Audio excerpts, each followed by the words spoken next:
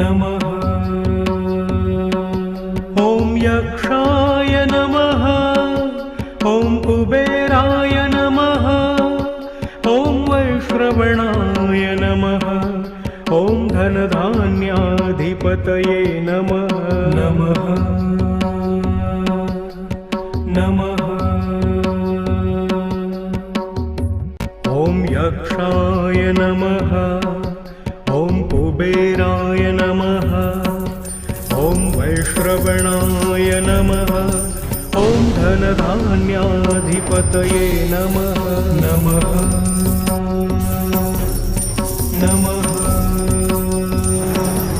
ॐ यक्षाय नमः।